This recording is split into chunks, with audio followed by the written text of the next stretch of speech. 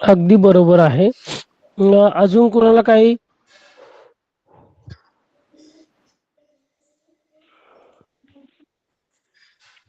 तर हे जे विविध अधिकारी आहेत, तर शासनाची धोरणे प्रत्यक्ष कार्यवाहीत आणणारी मंत्रिमंडळाच्या नियंत्रणाखाली असणारी प्रशासकीय यंत्रणा म्हणून नोकरशाही म्हणून ओळखली जाते. प्रधानमंत्री व मंत्रिमंडळ ही धोरणे ठरवतात व तर नोकरशाही यांची अंमलबजावणी करतात. म्हणजे साधारणतः तुम्ही मुख्यमंत्री आहे, प्रधानमंत्री आहेत, विविध प्रकारचे मंत्री आहेत. तर ते काय करतात, आधी ते एक प्रकारचा अध्यादेश काढतात.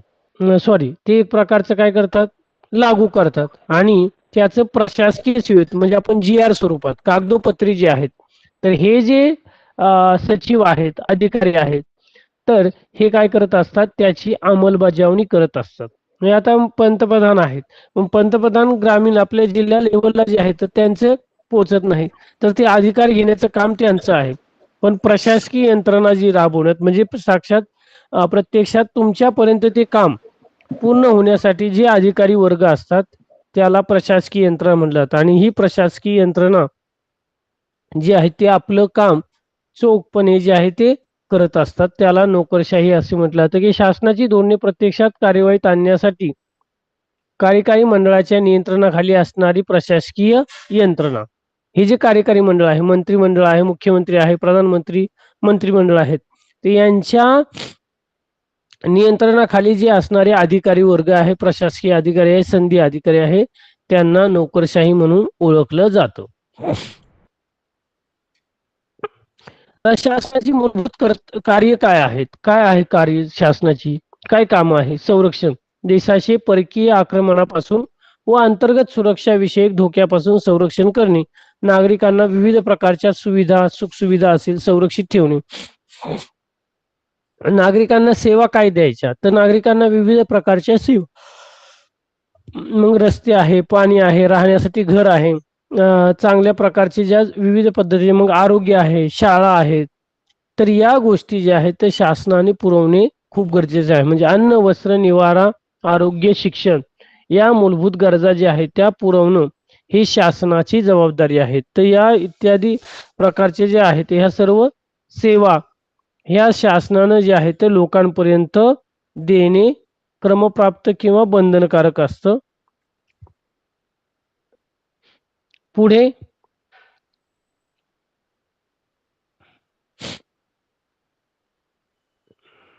सेवांचे प्रकार काय आहे, म्हणजे सेवा म्हणजे सर्व्हिस आपण म्हणतो. मग लष्करी सेवा आहे, संरक्षण यंत्रणा व अंतर्गत सुरक्षिततेसाठी नागरी सेवेला मदत करणाऱ्या सेवा.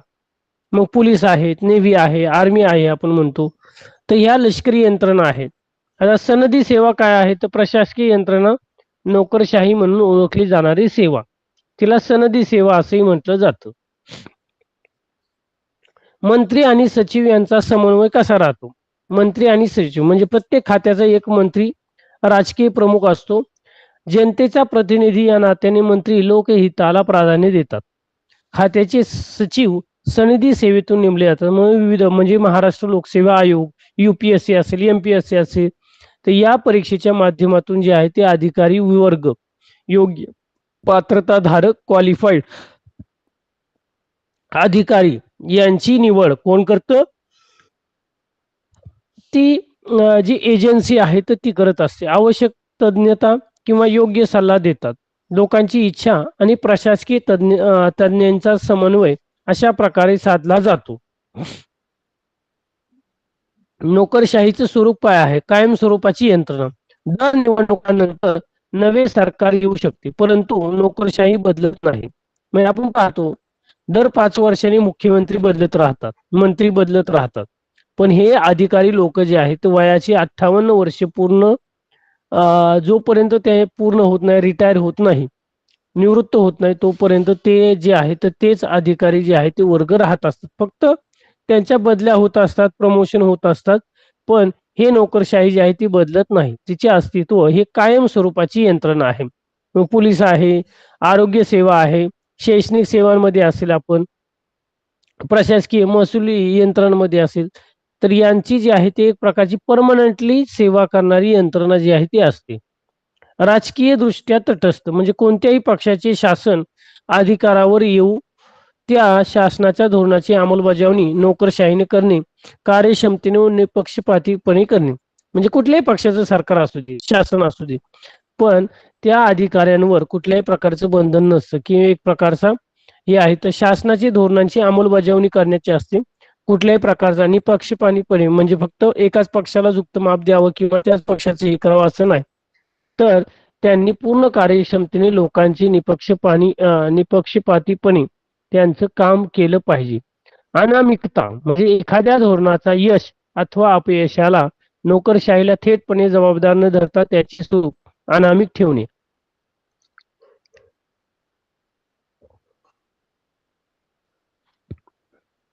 म्हणजे एखादे जे धोरण आहे, एखाद्या जो प्रोग्राम आखलेला असेल, योजना असलेल्या, त्याची यश पराजय जे आहेत, म्हणजे यश असेल किंवा पराजय असेल, हे थेट नोकरशाहीला जबाबदार न धरता त्याचे स्वरूप जे आहे ते अनामिकपणे ठेवण्याचं काम हे त्यांचं असतं.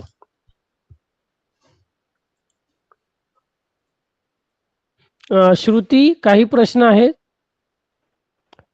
प्रीती, अनुष्का, साई?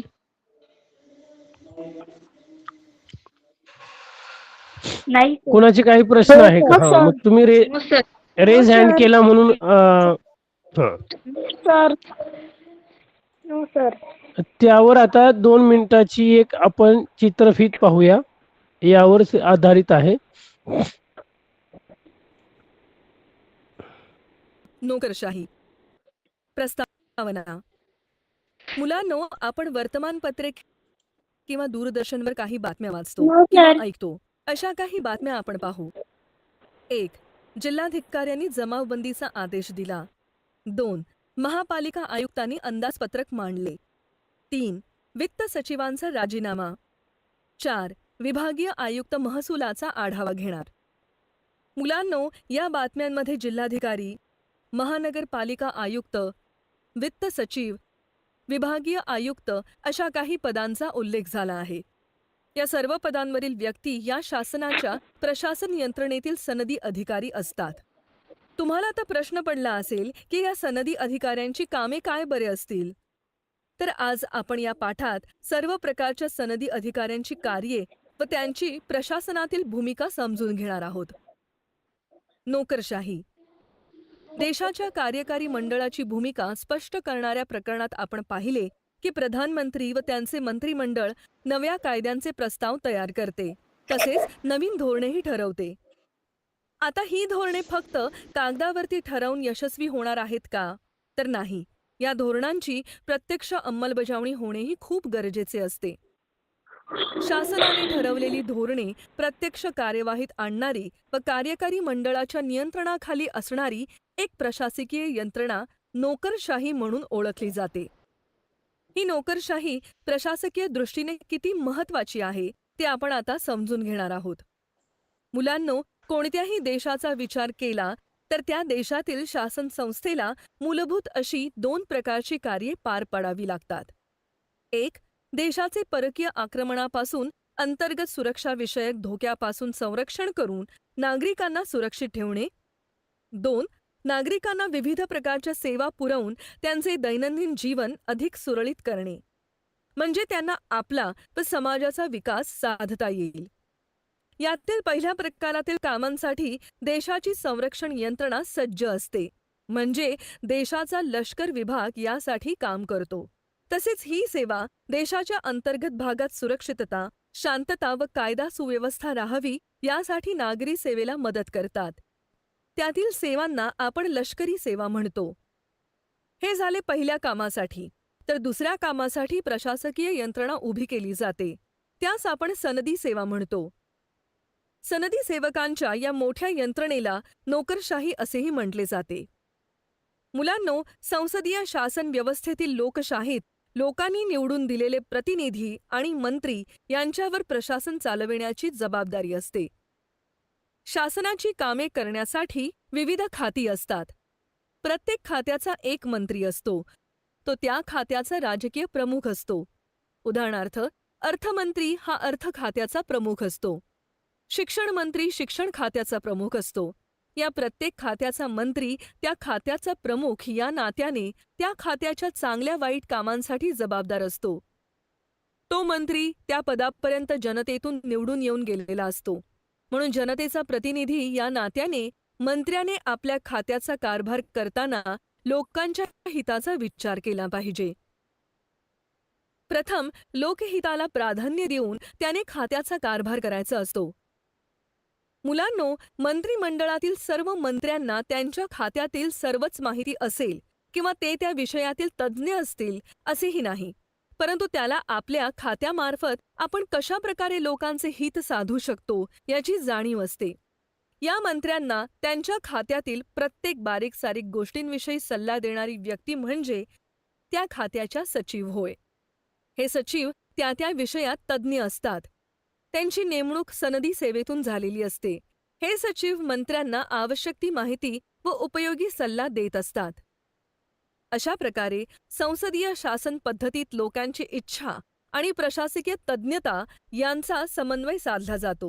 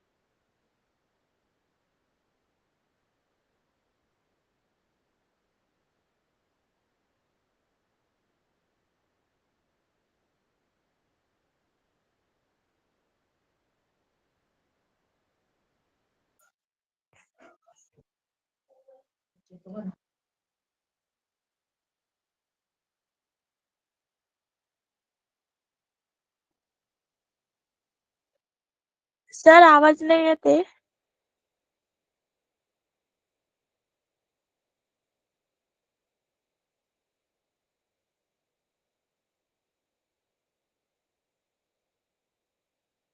हा, समजले का सर्वांना? आतापर्यंत साधारणतः एवढं Yes, त्या त्या Yes, sir. अगदी बरोबर आहे. पण आता तुम्हाला याच्यातली माहिती असायला हवी की आताचं जे सरकार आहे तर त्या सरकारमधले विविध पद्धतीचे जे डिपार्टमेंट आहेत म्हणजे खाती आहेत, तर त्या खात्यांचे मंत्री कोण आहेत याची जी आहे ते साधारणतः तुम्हाला माहिती असायला हवी. बरोबर? Yes, sir. Yes, sir. तर मग आहे का त्याची माहिती आहे का No, sir. याची? हा, किती जणांना पूर्ण मंत्रिमंडळ किंवा सगळे जे खाती आहेत, शिक्षण मंत्री, आरोग्य मंत्री, बाकीचे विविध पद्धतीचे जे डिपार्टमेंट आहेत त्यांची साधारणतः माहिती आहे? असं कोण आहे? हात वरती करा बरं. की सर आम्हाला ह्या सगळ्या गोष्टी माहिती आहे.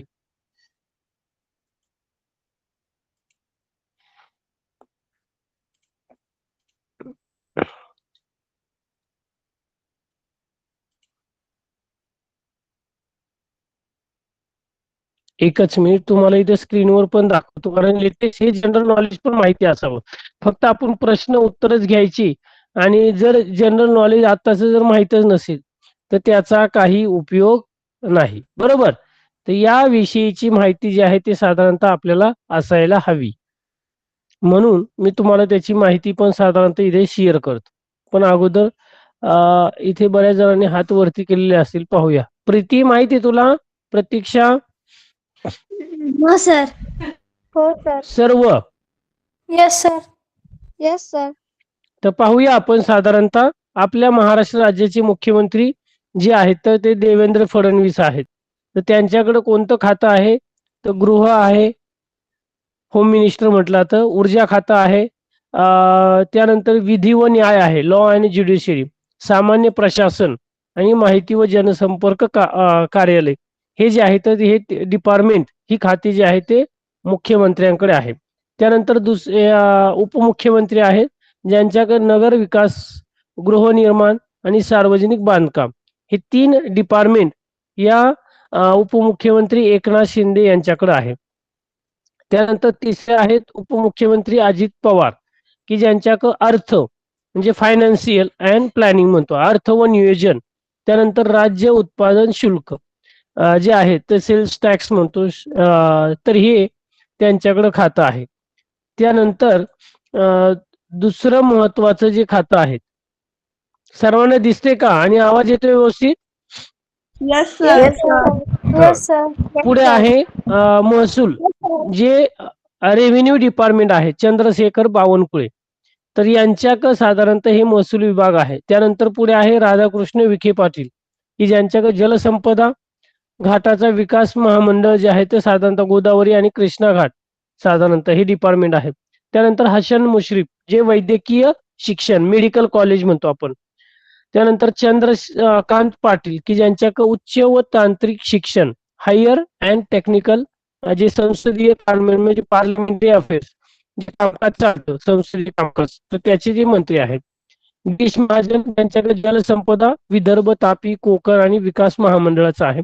आपत्ती व्यवस्थापन जे डिझास्टर मॅनेजमेंट म्हटलं जातं. गणेश नाईक, जे फॉरेस्ट डिपार्टमेंट म्हटलं जातं, गणेश नाईक यांच्याकडे वन मंत्री म्हटलं जातं त्यांना.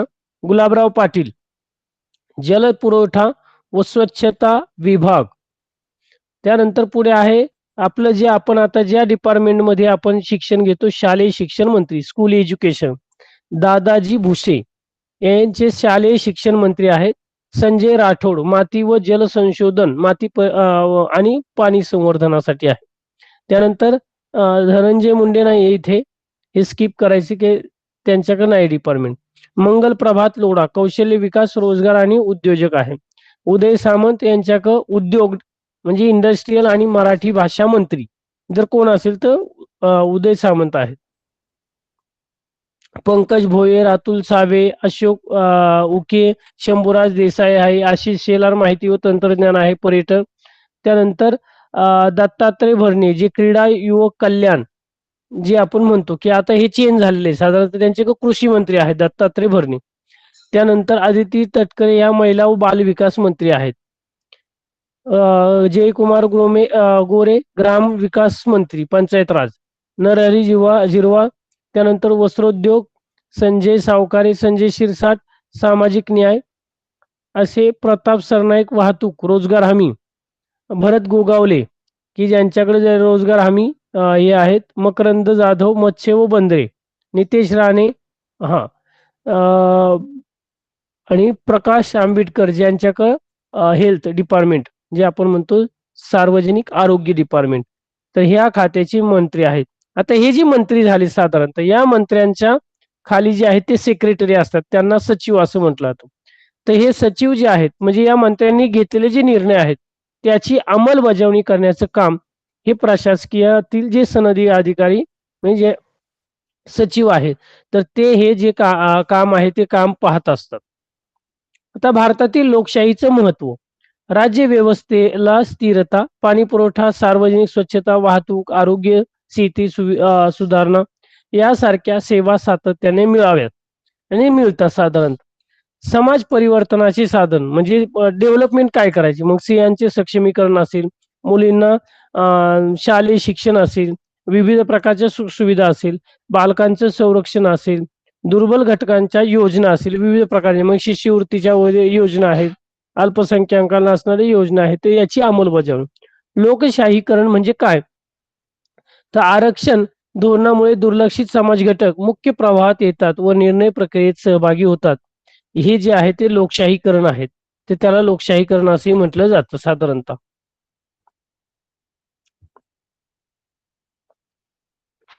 सनदी सेवांचे प्रकार.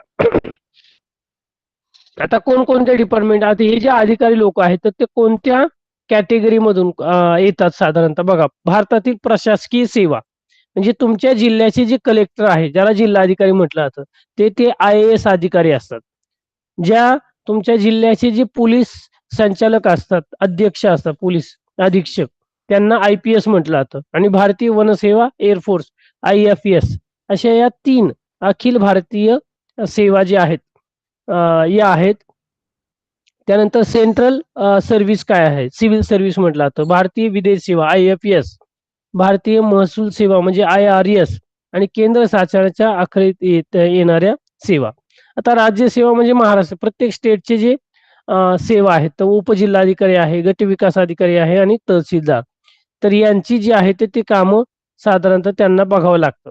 आता भारतामध्ये 2 महत्त्वाच्या ज्या परीक्षा होतात. केंद्रीय लोकसेवा आयोग, ज्यामध्ये IPS, IAS हे अधिकारी, IFS अधिकारी जे निवडले जातात. आपण पाहतो की साधारणतः मंत्र्यांचे सचिव असेल, विभागीय आयुक्त असेल, जिल्ह्याचे कलेक्टर असतील, तर हे सर्व IPS दर्जाचे, IAS दर्जाचे अधिकारी आहेत. ते UPSC मार्फत म्हणजे अखिल भारतीय सेवा व केंद्रीय सेवासाठी स्पर्धा परीक्षा घेऊन हे उमेदवार निवडले जातात. कॅन्डिडेट म्हणतात त्याला, UPSC द्वारे. आता महाराष्ट्रामध्ये मग तहसीलदार आहे, उपजिल्हाधिकारी आहे, PSI आहेत. तर हे सर्व जे अधिकारी आहेत ते यांची महाराष्ट्र लोकसेवा आयोगाद्वारे जे आहे तर त्यांची निवड होते. ही स्पर्धा परीक्षा घेत असते आणि त्यांची शिफारस, त्या कॅन्डिडेटची शिफारस जी आहे ती घेतली जाते. पुढे जाऊन तुम्हाला याची माहिती असायला हवी. UPSC परीक्षा काय असते, MPSC परीक्षा काय असते. तुम्हाला जेव्हा इन फ्युचरमध्ये तुम्ही जेव्हा काही परीक्षा सामोर जाणार आहेत, याची साधारणतः माहिती तुम्हाला असायला हवी. आलं लक्षात? Yes, Yes, sir. Yes, sir. आता याच्यातला आपण थोडक्यात शॉर्ट व्हिडिओ पाहू याच्यामधला सुद्धा, कारण स्क्रीनवर प्रेझेंटेशन मध्ये थोडं आहे, पण इथे तुम्हाला डिटेलमध्ये व्हिडिओमध्ये थोडं डिटेलमध्ये दिलेलं आहे की ते तुम्हाला पटकन व्यवस्थित समजेल.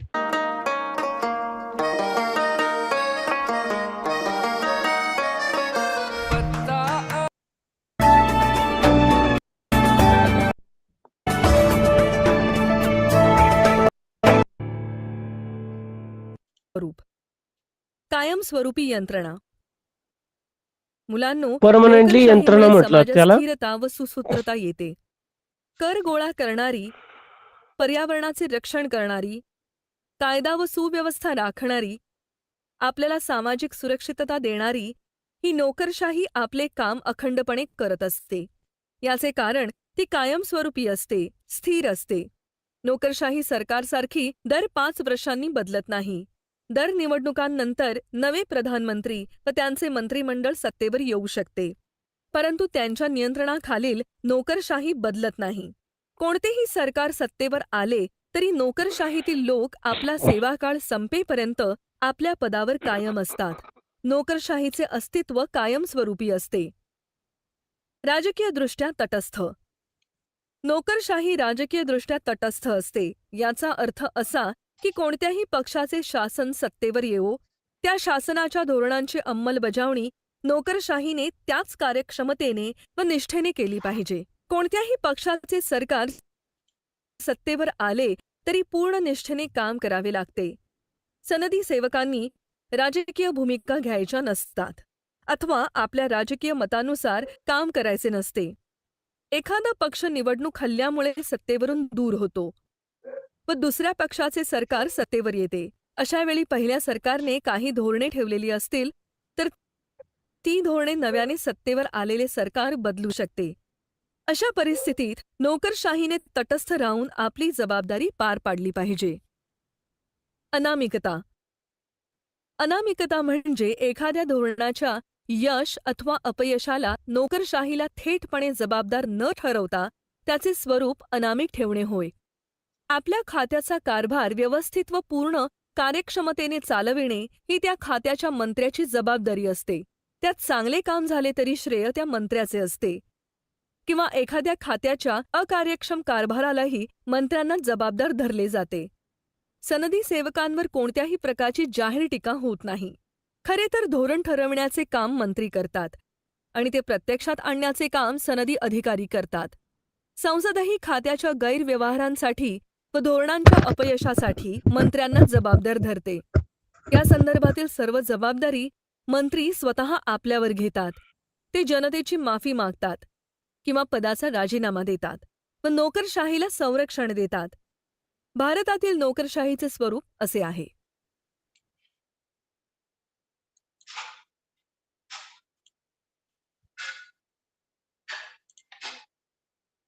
समजलं असेल की थोडं डिटेलमध्ये यामध्ये या व्हिडिओद्वारे जो आहे तो तुम्हाला डिटेल माहिती जी आहे ती दिलेली आहे. ती कशा पद्धतीने जी आहे तर माहिती जी आहे ती या व्हिडिओद्वारे जो आहे तो डिटेलमध्ये तुम्हाला समजते. त्यामध्ये अजून पुढे एक आहे भारतीय लोकशाहीचं नोकरशाहीचं महत्व म्हणजे इम्पॉर्टंट काय आहे तर त्याविषयीचे आहे. अजून एक व्हिडिओ आहे तो व्हिडिओ आपण घेऊया की म्हणजे जे पुढे झालेलं आहे की कशा सनदी सेवा अधिकारी आहेत काय आहेत तर यांच्याविषयीची जी आहे ती थोडक्यात माहिती पाहूया. सामाजिक स्वास्थ्य यांना महत्त्व दिले जाते. त्यानुसार शासन निर्णय हा घेऊन झाला नाही ना? धोरण ठरवीत असते, परंतु ती धोरणे प्रभावीपणे एकच राबवून मिनिट ती यशस्वी जरा करण्याची थोडं पुढे गेलाय तो. हा व्हिडिओ झालेला नाही ना? नोकरशाहीचं लोकशाही स्वरूप शासन लोकशासन व्यवस्थित लोकांच्या हिताला, त्यांच्या विकासाला, सामाजिक सुरक्षितता व सामाजिक स्वास्थ्य यांना महत्त्व दिले जाते. त्यानुसार शासन निर्णय घेऊन धोरण ठरवीत असते, परंतु ती धोरणे प्रभावीपणे राबवून ती यशस्वी करण्याची जबाबदारी नोकरशाहीची असते. जेवढी सक्षम नोकरशाही तेवढे यशस्वी सरकार होत असते. एवढे महत्त्व नोकरशाहीचे आहे. भारतातील नोकरशाहीची रचना अतिशय व्यापक व गुंतागुंतीची आहे. स्वातंत्र्यापूर्वीचा भारत व आजचा भारत यात आपल्याला खूप मोठा बदल झालेला दिसून येतो. कारण भारताला स्वातंत्र्य मिळाले त्या काळापासून जे अनेक महत्त्वाचे बदल करण्यासाठी सरकारने वेळोवेळी नवीन धोरणे ठरविली, त्या धोरणांची अंमलबजावणी नोकरशाही यंत्रणेने प्रभावीपणे केली आहे. आज आपल्याला जे अनेक चांगले सामाजिक बदल दिसतात त्याचे एक कारण म्हणजे भारतीय नोकरशाहीने शासनाच्या धोरणांच्या अंमलबजावणीतून ते बदल सामान्य नागरिकांपर्यंत आणले आहेत. नोकरशाही ही राज्यव्यवस्थेचा आधार आहे. नोकरशाहीमुळे राज्यव्यवस्थेला स्थिरता लाभते. नोकरशाहीमुळे पाणी पुरवठा, सार्वजनिक स्वच्छता, वाहतूक, आरोग्य, शेती सुधारणा, प्रदूषणास प्रतिबंध अशा अनेक कोणकोणत्या प्रकारच्या सेवा सेवा देतात आपल्याला अधिकारी सातत्याने लोक? व कोणत्याही प्रकारचा खंड न पडता मिळत असतात. त्यामुळे समूहाच्या दैनंदिन जीवनाला स्थैर्य लाभते. दुसरे असे की नोकरशाहीमुळेही समाजात परिवर्तन घडून येत असते. म्हणजेच नोकरशाही ही सुद्धा समाज परिवर्तनाचे एक साधन आहे. कारण 1. स्त्रियांचे सक्षमीकरण, स्त्री शिक्षणाच्या सुविधा, स्त्रियांना स्थानिक स्वराज्य संस्थात आरक्षण, स्त्रियांना वारसा हक्क इत्यादी. 2.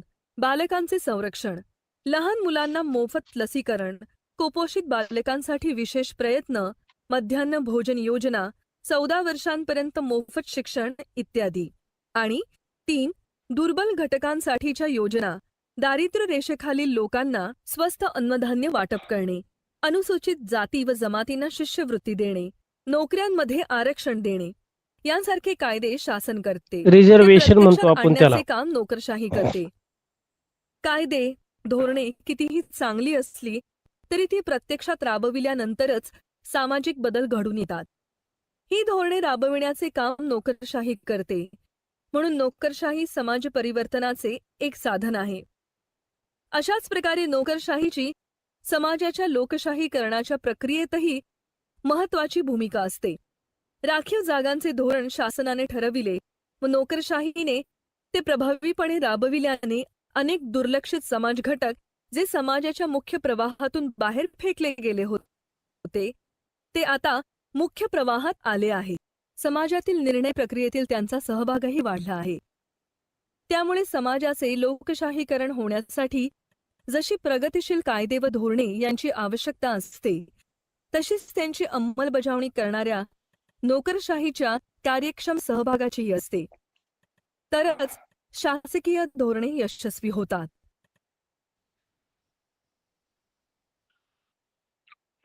तर नोकरशाही कशा पद्धतीने आहे, ते कोणत्या प्रकारच्या सेवा सुविधा देतात, तर याविषयीची थोडक्यात माहिती जी आहे ती तुम्हाला या व्हिडिओद्वारे जो आहे ती साधारणतः मिळालेली असेल की नोकरशाही काय आहे, नोकरशाहीचे कार्य काय काय कशा पद्धतीचे आहेत, तर याची इत्थंभूत माहिती सदर तुम्हाला चित्रफित मार्गे जे आहे ते समजलेले असेल.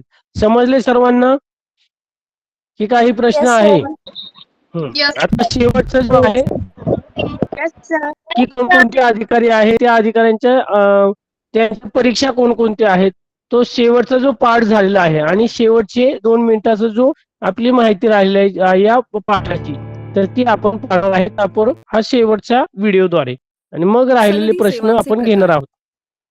आता मुलांनो, टाईप कोणकोणते आता आपण आहेत? भारतातील सनदी सेवांचे प्रकार समजून घेऊ. भारतातील सनदी सेवांचे प्रमुख 3 प्रकार आहेत. ते पुढील प्रमाणे: अखिल भारतीय सेवा, केंद्रीय सेवा आणि राज्य सेवा. अखिल भारतीय सेवा. अखिल भारतीय सेवांमध्ये पुढील सेवांचा समावेश होतो: 1. भारतीय प्रशासकीय सेवा म्हणजेच IAS, इंडियन ॲडमिनिस्ट्रेटिव्ह सर्व्हिस. 2. भारतीय पोलीस सेवा, IPS, long Indian form police पण सर्व्हिस. दिलेला आहे 3. इंग्लिश मध्ये त्याचा. भारतीय वनसेवा, IFS, इंडियन फॉरेस्ट सर्व्हिस. अशा सेवांचा अखिल भारतीय सेवांमध्ये समावेश होतो. केंद्रीय सेवा. या सेवा केंद्र सरकारच्या अधिकार क्षेत्रात असतात. यात पुढील सेवांचा समावेश होतो: भारतीय विदेश सेवा, IFS, इंडियन फॉरेन सर्व्हिस. भारतीय महसूल सेवा, IRS, इंडियन रेव्हेन्यू सर्व्हिस. राज्य सेवा. या राज्य शासनाच्या अधिकार क्षेत्रातील सेवा असतात. उपजिल्हाधिकारी, गटविकास अधिकारी, तहसीलदार इत्यादी प्रशासकीय अधिकारी स्पर्धा परीक्षांमधून निवडले जातात. मुलांनो, वरील सर्व सनदी अधिकाऱ्यांची पदे ही जबाबदारीची असतात. त्यामुळे त्यांची निवड करताना प्रथम परीक्षा घेतली जाते. गुणवत्ता व कार्यक्षमता म्हणजे या त्यांची निकषांच्या पात्रता काय आधारे काय आहे? सनदी गुणवत्ता, सेवकांची निवड व्हावी कार्यक्षमता. म्हणून भारतीय संविधानाने लोकसेवा आयोगासारख्या स्वतंत्र यंत्रणा निर्माण केल्या आहेत. केंद्रीय लोकसेवा आयोग UPSC म्हणजेच union public service commission Akhil Bharatiya सेवा व केंद्रीय सेवांसाठी स्पर्धा परीक्षा घेऊन उमेदवार निवडते. अशा परीक्षेद्वारे निवडलेल्या उमेदवारांच्या नेमणुका केंद्र शासन करते. या परीक्षेसाठी संपूर्ण देशातील विद्यार्थी बसतात. उत्तम बुद्धिमत्ता, क्षमता व पात्रता असलेले विद्यार्थी या परीक्षेस बसून यश मिळवतात. महाराष्ट्र लोकसेवा आयोग म्हणजेच MPSC, Maharashtra public service commission, फक्त महाराष्ट्र राज्यातील सनदी सेवांसाठी स्पर्धा परीक्षांद्वारे उमेदवार निवडते प्रत्येक व स्टेटसाठी त्यांच्या वेगवेगळे नेमणुका करण्याची कमिशन असतं. शिफारस शासनाला करते. आज महाराष्ट्रातील बरेच विद्यार्थी या परीक्षेचा अभ्यास करून अपेक्षित यश मिळवत आहेत. मुलांनो, नोकरशाही व सनदी सेवांमधूनही समाजातील सर्व घटकांना संधी मिळावी म्हणून संविधानाने अनुसूचित जाती जमाती, महिला, इतर मागासवर्गीयांना व दिव्यांगांना आरक्षण दिले आहे. यातून या घटकांना सेवांमध्ये येण्याची संधी दिली आहे. समाजात असलेल्या गरीब श्रीमंत विषमतेमुळे जे घटक आर्थिक सामाजिकदृष्ट्या दुर्बल आहेत ते सनदी सेवेतील संधींपासून वंचित राहू नयेत म्हणून ही तरतूद करण्यात आली आहे. मंत्री व सनदी सेवक. खात्याचे मंत्री व सनदी सेवक यांचा एकमेकांशी सतत संबंध येत असतो. मंत्री हा लोकप्रतिनिधी असतो तर सनदी सेवक प्रशासकीय अधिकारी असतो. त्या दोघांच्या समन्वयातून देशाचा, राज्याचा कारभार व्यवस्थित चालत असतो. म्हणून मंत्री व खात्याचे सनदी सेवक किंवा सचिव, उपसचिव पदांवरील व्यक्ती यांच्यातील संबंध कशा प्रकारचे असतात यावरही त्या त्या खात्याची कार्यक्षमता अवलंबून असते. मुलांनो, आपण पाहतो की प्रत्येक खात्यासंबंधी कामांचे निर्णय त्या खात्याचा प्रमुख या नात्याने मंत्री घेतात, परंतु त्यांना निर्णय घेण्यासाठी आवश्यक ती सर्व माहिती सनदी सेवक देतात. सनदी सेवकांकडे त्यांच्या खात्यासंदर्भातील सर्व माहिती असते. त्यांचे माहितीवर पूर्ण नियंत्रण असते कारण त्यांचा अनुभव मोठा असतो. एखादी योजना नव्याने राबविताना त्या योजनेसाठी किती पैसा उपलब्ध आहे हे सनदी नोकरच सांगू शकतात. त्यांनी अनेक वर्षे या प्रकारची कामे केली असल्यामुळे धोरणांच्या यशापयशाचा इतिहासही त्यांना चांगल्या प्रकारे माहीत असतो. सरकार व मंत्री जरी नवीन असले तरी सनदी सेवक कायम तेथेच काम करत असल्यामुळे ते जाणकार असतात. त्यामुळे मंत्री सनदी सेवकांवर खूपच अवलंबून असतात. मंत्र्यांनीही आपल्या खात्याची कामे व्यवस्थित होण्यासाठी सनदी सेवकांशी नेहमी संवाद राखणे गरजेचे असते. परस्पर संवाद राखल्यास व परस्परांच्या संबंधात विश्वास, पारदर्शकता असल्यास खात्याचा कारभार पूर्ण कार्यक्षम रीतीने होऊ शकतो. अशा रीतीने प्रशासनातील अत्यंत महत्त्वाचा घटक म्हणजे नोकरशाही असतो. तर पहा किती व्यवस्थित जे आहे ते तुम्हाला डिटेल माहिती साधारणतः या व्हिडिओद्वारे एक आर्टिफिशियल तुम्हाला जो आहे तो डायग्राम असेल तर त्या विविध पद्धतीने जे आहे ते तुम्हाला याची माहिती जी आहे ती मिळालेली आहे की नाही? Yes sir. समजले सर्वांना? Yes sir. Yes sir. अगदी बरोबर आहे. तर नोकरशाही मग विविध प्रकारचे ज्या लोकसेवा आयोग ज्या परीक्षा आहेत आता पुढे जाऊन ज्यांना या परीक्षा द्यायच्या आहेत तर याची साधारणतः माहिती तुम्हाला या पाठातून मिळालेली असेल की कशा प्रकारे कोणते अधिकारी आहेत, त्यांची पात्रता काय आहे, त्यांना कोणते कामं करावं लागतात. मग आपण पाहतो मंत्री, मुख्यमंत्री, प्रधानमंत्री हे बदलत जात असतात, पण अधिकारी लोक जे आहेत ते एमपीएससी द्वारे जी एक स्वायत्त की ज्याच्यावर कुठल्याही नाही एक स्वतंत्र व्यवस्था निर्माण केलेली आहे आपल्या राज्यघटनेने. जसे की यूपीएससी आहे. प्रत्येक राज्यामध्ये जे आहेत तर उपजिल्हाधिकारी, तहसीलदार ही जी पदं जी आहे भरण्यासाठी महाराष्ट्र लोकसेवा आयोग म्हणजे प्रत्येक स्टेटमध्ये वेगवेगळ्या पद्धतीने जे आहे ते हे लोकसेवा आयोग जे आहे ते स्थापन करण्यात आलेले आहे. आणि त्या राज्याचे अधिकारी वर्ग मग त्यांचा अनुभव, त्यांचे शिक्षण, त्यांचा एकंदरीत सगळ्या गोष्टी पाहून त्यांची जी निवड जी आहे ते अधिकारी पदावर केली जाते. अशा प्रकारे आपण या पाठात नोकरशाही वर्ग कशा पद्धतीचा आहे तर याची माहिती जी आहे ती आपण पाहिलेली आहे की नोकरशाही हा लोकशाही व्यवस्थेचा आधारस्तंभ आहे. कुठलेही मग पंतप्रधानांनी असो, मुख्यमंत्र्यांनी असो किंवा विविध हे जे लोकप्रतिनिधी आहे यांनी घेतलेले निर्णय प्रत्यक्षात आपल्या लोकांपर्यंत आपल्यापर्यंत येण्यासाठी हे सर्व नोकरशाहीतील प्रशासकीय अधिकारी हे काम करत असतात. मग त्यांचा अनुभव असेल, त्यांचे विविध प्रकारचे जे आतापर्यंत जो त्यांनी केलेली नोकरी असेल तर हे परमनंटली जे कर्मचारी आहे, नोकरदार वर्ग आहे ते यांनी आपल्या विविध पद्धतीने जे आहेत तर विविध प्रकारच्या ज्या योजना आहेत त्या लोकांपर्यंत पोहोचवलेल्या आहेत. त्यामध्ये यश या अपयश, त्या योजना राबवण्यासाठी किती पैसा लागतो, त्या योजना किती कालावधीसाठी आहे, त्याची सक्सेसफुल म्हणजे तो यश किंवा अपयश होईल का, तर या सगळ्या गोष्टींचा जो आहे तो यांचा आढावा हे अधिकारी वर्ग करत असतात. आपण पाहतो एखादा मंत्री निर्णय घेतो पण तो मंत्री फक्त तो अनाऊन्स करतो म्हणजे फक्त आश्वासन देतो, पण त्याच्या पाठीमागे जे आहे ते सर्व अधिकारी लोकांचा काम हे जे आहे ते त्यांचं असतं. गुणवत्ता कार्यक्षमतेच्या आधारावर निवडलेले नोकरशाही शासनाची धोरणं प्रभावीपणे राबवून समाजामध्ये लोकशाहीकरण व विकास साधणे हे त्यांचं काम आहे. समजले सर्वांना? Yes sir. हा, काही प्रश्न आहेत आपण आता प्रश्न उत्तरे घेऊया. काय आहे प्रश्न?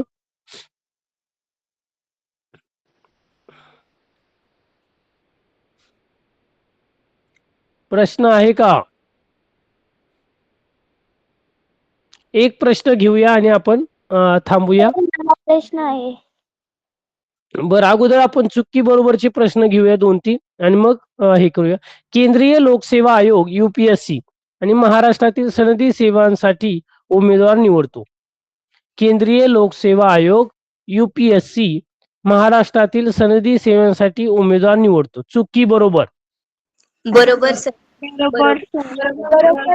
प्रश्न काय विचार ऐका. केंद्रीय लोकसेवा आयोग म्हणजे जी यूपीएससी आहे तर यूपीएससी जे आहे ते महाराष्ट्रातील सनदी सेवांसाठी म्हणजे महाराष्ट्रातील जे पोस्ट आहेत उमेदवार ते निवडले जातात. चूक सर. हा तर महाराष्ट्रामध्ये एमपीएससी आहे केंद्राची जी आहे ती मग पूर्ण भारतामध्ये जी आहे ती निवड होतात आणि मग त्यांची जी आहे ती बदली होते तर महाराष्ट्रासाठी स्वतंत्र आहे नोकरशाही कायमस्वरूपी व सातत्याने कार्य करणारी यंत्रणा आहे बरोबर बरोबर परमनंटली यंत्रणा आहे सनदी सेवक राजकीय दृष्ट्या पक्षपाती असतो किंवा असावेत सर क्वेश्चन रिपीट करा.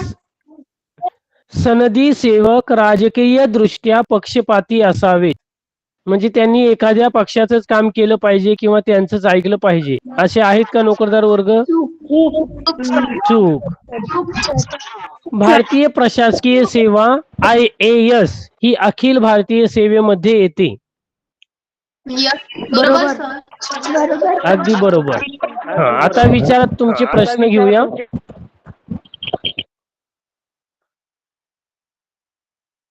खूप सोपा धडा आहे सर तुम्ही यातले प्रश्न उत्तर स्वाध्याय चांगला व्यवस्थित सोडवा हा प्रीती सर तुम्ही शिकवता क्वेश्चनच पडत नाही. खूप धन्यवाद पण तरी जरी तुम्हाला एखादा घटक आणि जेव्हा शिकवतोय आपण किंवा आपण स्क्रीनवर बघतोय व्हिडिओमध्ये बघतोय तर वही पेन साधारणतः तुमच्या सोबत ठेवायचं जे जे महत्वाचे साधारणतः मुद्दे वाटतात तुम्हाला तर ते तुम्ही लिहून घ्या की जेणेकरून तुम्ही पुस्तक वाचल्यानंतर तो धडा वाचल्यानंतर साधारणतः ते ताचन तुमच्या नोट्स साधारणतः राहतात मग परीक्षेला जाताना तुम्हाला ते जे महत्वाचे मुद्दे आहेत तर ते थोडक्यात वाचता येतात आणि तुमचा अभ्यास फास्ट होतो म्हणजे हे लक्षात ठेवायचं इथून पुढे जे कोणी अजून करत नसेल तर इथून पुढे आजपासून सुरुवात करायची आहे समजले सर्वांना यस सर तर थांबूया आज इथेच पुढच्या तासात समजला नाही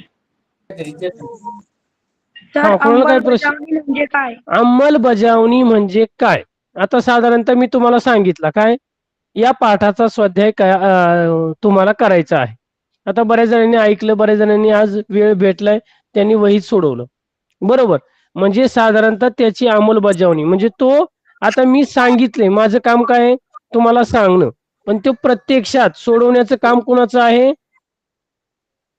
आमचं विद्यार्थ्यांचा आहे म्हणजे तुम्ही तो होमवर्क तो साधारणतः तो सोडवला म्हणजे त्याची अंमलबजावणी तुम्ही केली की साधारणतः मी सांगितलं होमवर्क करा पण तो अंमलबजावणी म्हणजे ते प्रत्यक्षात लिहिण्याचं काम हे तुमचं आहे तो प्रत्यक्षात तुम्ही लिहिलाय म्हणजे त्याची अंमलबजावणी झालेली आहे समजले थँक्यू सर ओके हा अजून काही नाही सर चला शुभरात्र थांबूया आजच्या इथेच चलो बाय